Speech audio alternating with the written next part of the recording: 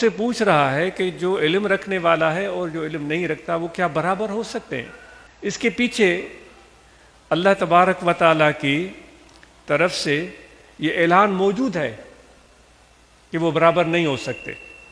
علم رکھنے والا وہ اپنے آپ کو بھی سمجھ سکتا ہے، اپنی خامیوں کو بھی جان سکتا ہے، اپنی خوبیوں کو بھی پرکھ سکتا ہے، اور پھر اس دنیا میں جو تخلیقات ہیں اللہ تبارک و تعالیٰ کی ان کے راز کو بھی جان سکتا ہے، ان کے بندوں کو بھی وہ خوش کر سکتا ہے، ان کے دلوں میں بھی سکون پیدا کر سکتا ہے، ان کی موجودگی سے ان کی مخلوق کو فائدہ ہو سکتا ہے، نفع مل سکتا ہے۔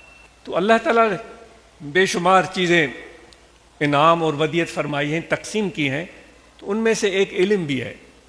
آپ لوگ یہاں بیٹھے ہیں نا، کوئی بھی کسی نہ کسی فن اور ہنر اور ہوشیاری یا کسی چیز کا ضرور علم بردار ہوگا، حامل ہوگا۔ کسی کے پاس پیسے ہوں گے، کسی کے پاس ہنر ہوگا، کسی کے پاس ذہانت ہوگی، کسی کے پاس طاقت ہوگی، یعنی کوئی بھی شخص خالی نہیں ہے۔ سب لوگوں کو اللہ تعالیٰ نے ہر کثیرہ بہر کارے ساختند، ہر انسان کو کسی نہ کسی مقصد کے لیے اللہ تعالیٰ نے پیدا کیا ہے۔ تو تقسیم وہ ہنر اور فن اور صلاحیتیں تو مل گئیں، لیکن ایک جامع چیز ہے جو سب سے اعلیٰ اور عرفہ ہے، اور اس کی وراثت کو اللہ تعالیٰ نے یوں چھوڑ دیا ہے کہ کوئی ہے میدان، کوئی بہادر، کوئی پہلوان لہے میں اترے میدان میں اور اس چیز کو حاصل کرے۔ اس کے لیے دیکھیں، اس کے لیے کوئی طریقہ کار بھی الگ رکھتی ہے۔ وہ چیز علم ہے۔ وہ علم محنت کے بغیر نہیں ملتا۔ ہمیں علم اپنے باپ سے وراثت میں نہیں ملتا، علم ہمیں کسی دوست کی طرف سے تحفے میں نہیں ملتا، اس کے لیے ہمیں جان جلانا پڑتی ہے۔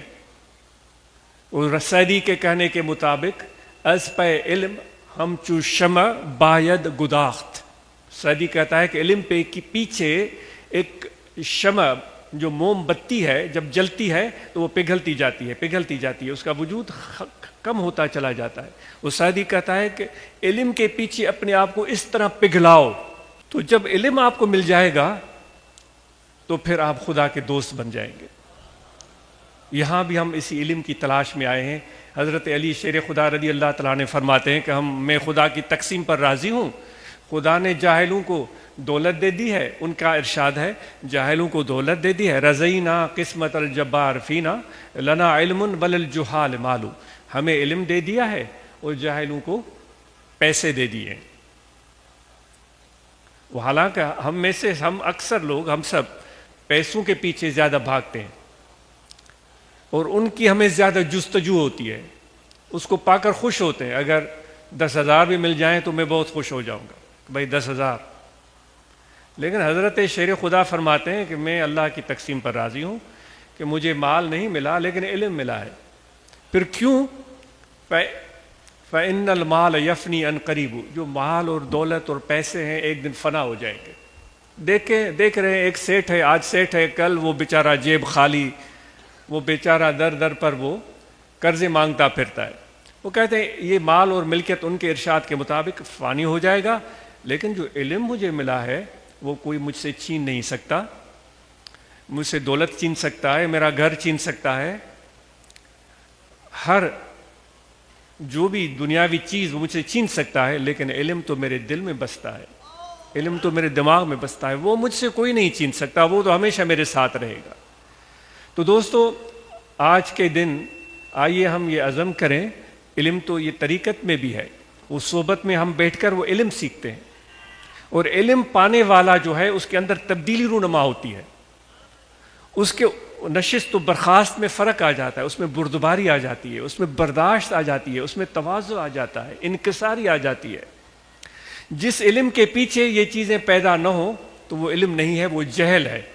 وہ کوئی کتنا بھی سمجھے کہ میں بڑا علامہ ہوں اور بہت بڑے مقام پر فائز ہوں، اس میں انکسار نہیں، تواضع نہیں، شفقت اور رحم دلی نہیں، عفو اور درگزر نہیں، لوگوں کے ساتھ محبت اور پیار کا برتاؤ نہیں، وہ کتنا بھی علم حاصل کر لے وہ جاہل ہے۔ جو ہم نے سیکھا ہے، ہو سکتا ہے آج غلط ہو، آپ اختلاف کر سکتے ہیں، لیکن وہ جاہل ہے۔ علم جس کے پاس ہوگا اس کی پہلی علامت یہ ہے کہ اس کے اندر انکسار ہوگا، تواضع۔ جس طرح ایک شاخ ہوتی ہے، سعدی کہتا ہے اس میں کوئی پھل نہیں لگتا تو یوں کھڑی رہتی ہے، اسی درخت کی شاخ میں جب پھل لگنا شروع ہو جاتا ہے تو وہ جھکنا شروع ہو جاتی ہے، اور جتنا پھل بڑھتا جائے گا وہ جھکتی۔ آپ نے درختوں کو دیکھا ہوگا، وہ اتنے زیادہ ان میں پھل لگتے ہیں کہ ان کی شاخیں زمین پر آ جاتی ہیں، وہ بیٹھ جاتے ہیں درخت۔ وہ جب پھل ان سے توڑ لیے جاتے ہیں پھر وہ شاخیں اونچی ہو جاتی ہیں۔ تو ایسے کیسے ہو سکتا ہے کہ علم بھی ہو اس کے پاس اور اس میں انکسار نہ ہو؟ یہ تو عجیب معاملہ ہے۔ تو اس لیے دوستو، علم سے ہمیں پیار کرنا ہے، اپنے اولاد کو علم سے بہرمند کرنا ہے، اور اپنے بیٹوں کے ساتھ بیٹیوں کو تعلیم دینی ہے۔